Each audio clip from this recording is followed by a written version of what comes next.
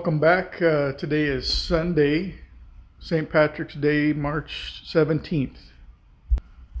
So today I'm going to start working on the car. I will start by going underneath and doing some inspection. When we did get some snow, I did get a little loose and went up onto a soft curb, and I had forgotten about that. So as I jacked it up, I noticed a little bit of the plastic skirting was scraped and a little bit of the skid plate. So we'll check things out down there and then just kind of go from there. I'll show you kind of each step on the maintenance I'm going to do and then that upgrade on the pitch stop mount. All right, so here's you can see where that hit right there and right there. Chewed it up pretty good.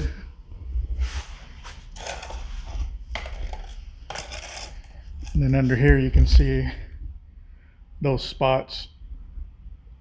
So those are little right where the support beams are. So skid plate did its job. The section where the turbo sump is right there, right above the skid plate. That does not look like it moved. Nice and flat. So dodged a bullet there. I would have known if my turbo was losing oil. And so I don't see any trace of oil in there either. So far so good. All right, so yeah, this is interesting here. Just goes down to the, again, these FactionFab coilovers are pretty disappointing. They last a year and then that's about it. And then to boot, look at, so that's not supposed to be like that. So I tightened that pretty good. I guess I'll give it the benefit of the doubt that it wasn't quite there. And then when I went into that little berm, might have loosened it. So this is where I was hearing some noises over here. Everything else is tight. I don't see any obvious wear on my control arm at the moment. So we'll see if it's this. So I'll tighten this up. I'll try to take a measurement and match up to the driver's side, but yeah, this is kind of a suspension has become my kind of OCD focus. It's got to feel right, and the suspension on the front end of these WRXs they just don't feel right. They're too flat. You do any kind of lowering or adjusting, and then you start getting into either bump steer or you try to soften it up, and then you get a little marshmallow feeling, and it's pretty hard. So probably need some pretty expensive coilovers to get that feel as close as it can be to, not distracting. So I'm going to do my best to get the height the same, and then I wanted to come in here basically to give myself another maybe millimeter of preload on the spring, just to stiffen it up because it was a little soft. Shut up and sit down.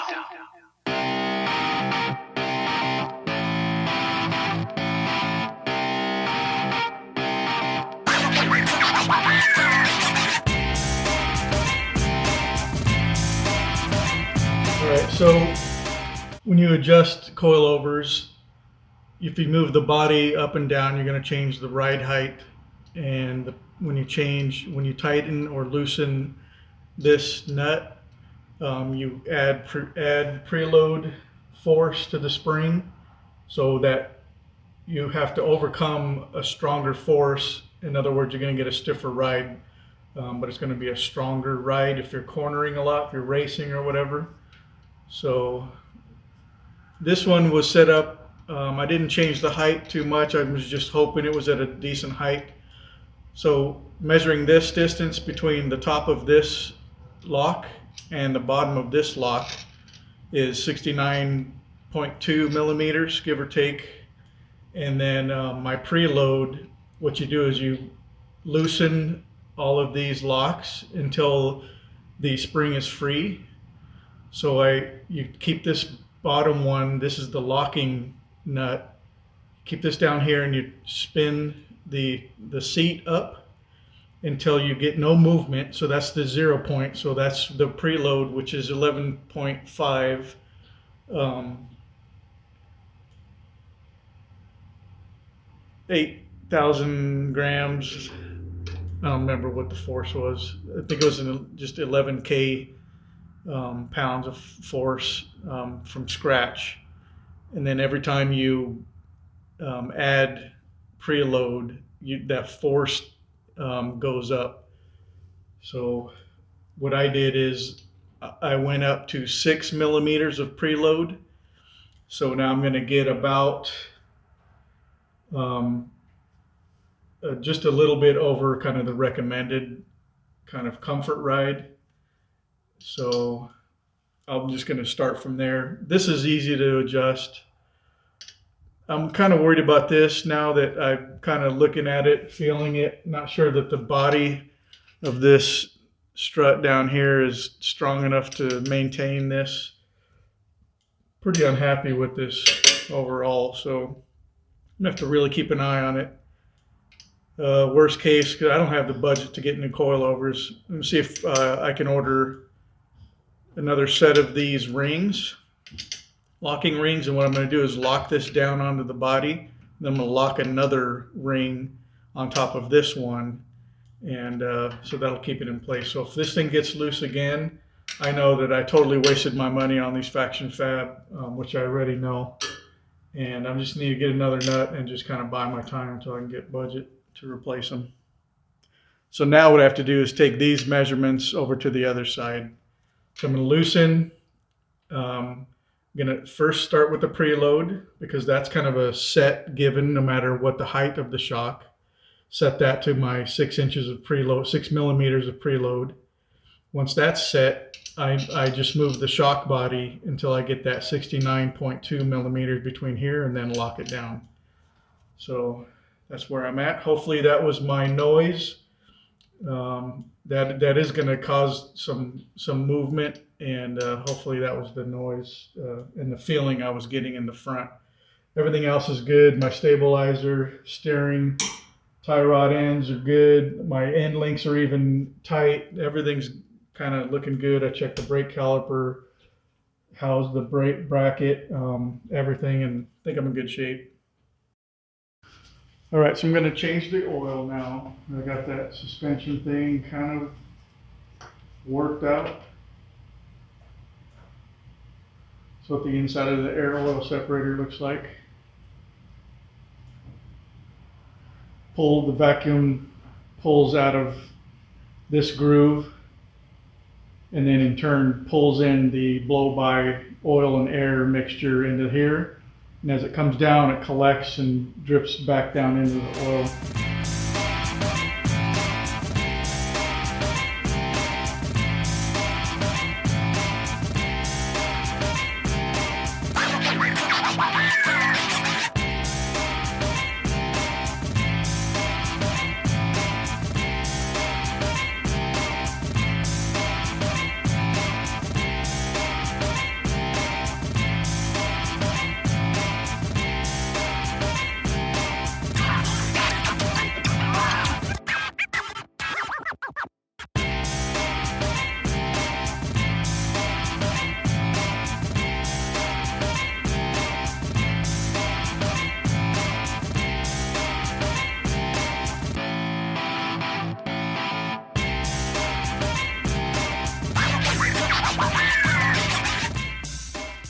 All right, I'm about halfway through my projects today.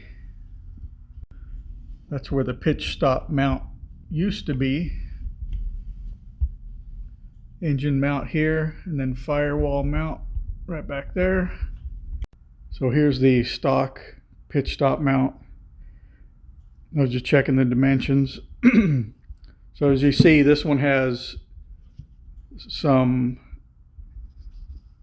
play in it, and it does deflect a little bit, and it does cushion the ride, and takes a little bit of pressure off of the drivetrain. But what I want to do is, because I don't have a ton of horsepower, I just have a good safe amount right now. I'm going to go ahead and put this solid pitch stop mount on, and that'll give me a little more torque, especially on the bottom end, and might give me a little more noise in the cabin, but we'll find out. And then the other kind of big project is putting the oil catch can on. With this removed, my intercooler, I'm going to go ahead and use this opportunity to reroute my tubes for the PCV and the CCV, and my oil catch can is going to go right in here in this space. So stay tuned to see how that goes. Romantic, isn't it?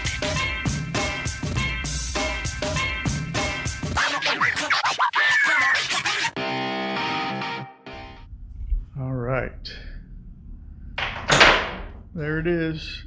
Torque solution pitch stop mount is in. So now I have all this naked space, which is kind of nice. Note to self, get a front mount intercooler at some point when you win the lotto. But I'm going to start rerouting my PCV and CCV lines here, and go ahead and mothball, retire this guy. This thing's been great, but now I want to catch that oil. I have a good clean intake, bone dry charge system intercooler, and now I want to catch that blow by, and I'll just empty it out, keep my oil stronger and longer, and so that's what I want at this point. So thank you, GRIMMSPEED. That's a good product. And moving on to the generic Amazon catch can.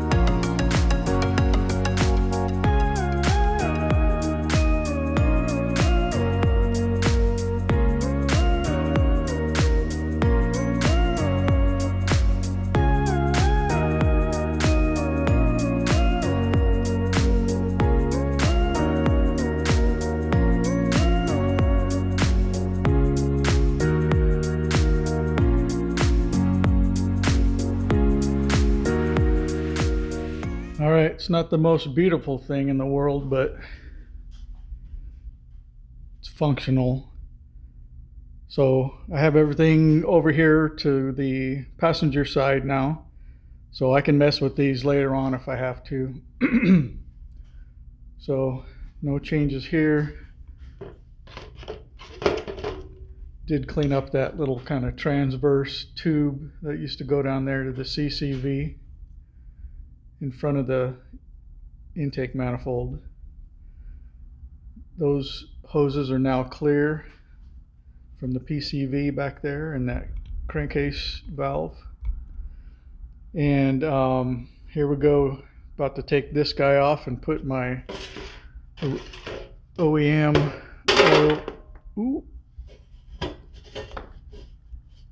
OEM gas cap back on. Grab it.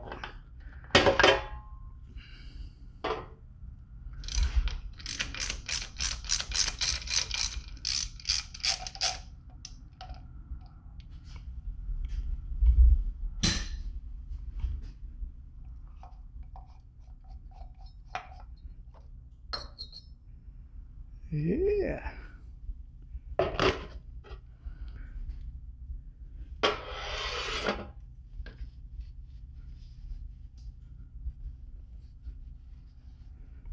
Just doesn't feel right to put a cap on something dirty.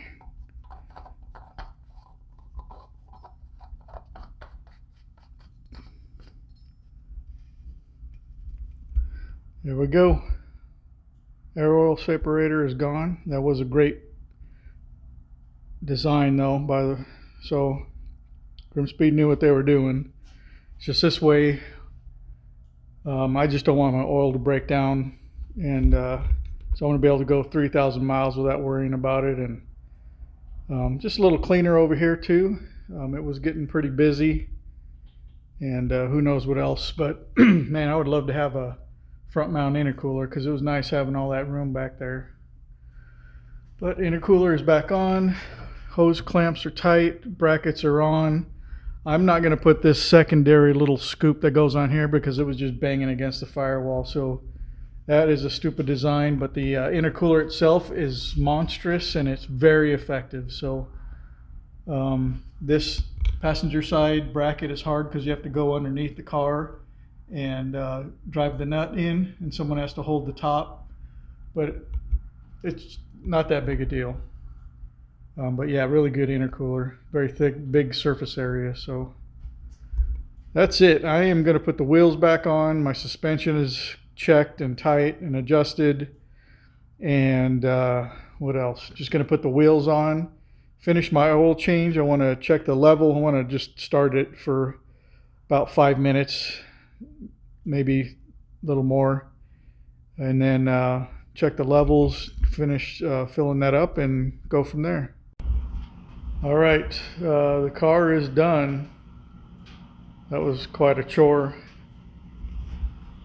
Front end looks a little higher than it was before from those adjustments, but just a hair, but still okay. Suspension feels like I can survive until I get some new coilovers. I'm going to take it in, have the alignment checked just to see if my toe is off or something that's causing a little bit of confusion on between my inputs and where the car is going, but nothing unsafe, just a little adjustments needed. Car is running very smooth, engine is running great. The only difference inside the cabin is when it starts up, you basically hear the starter, the engine, all the mechanicals turning over. And then when you get going, it kind of sounds like a supercharger. You get kind of all the gears and machinery sounds into the cabin. And it's pretty low, quiet, muffled sound, and I got used to it instantly.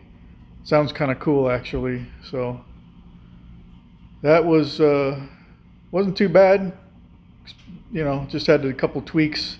Oil catch can was a little tricky, but got everything pushed over to the driver's side, passenger side rather. So let's go see what progress Trish has on the outside. All right, Trish and Isaac put down the rest of the fabric here. Looks like I made a little dent in the gravel. So she wanted to get this going, so she did the peninsula. So we'll freshen that up, but otherwise that's the start of our landscaping. All right, so you can see that air oil separator gone, new catch can, took out that little secondary scoop for inside. Don't hear that banging anymore. There's no engine pitch, so the engine's smoother. Just super happy with this. This was built during people on the line during this build were pretty content because I have no mechanical issues or any issues, no electrical, anything. So I've got about 75,000 miles. It's probably one of our better purchases. So that's all I have for today. It was very busy. I'm exhausted. So I'm going to check out for today. I will see you soon. God bless you, and yeah, be good.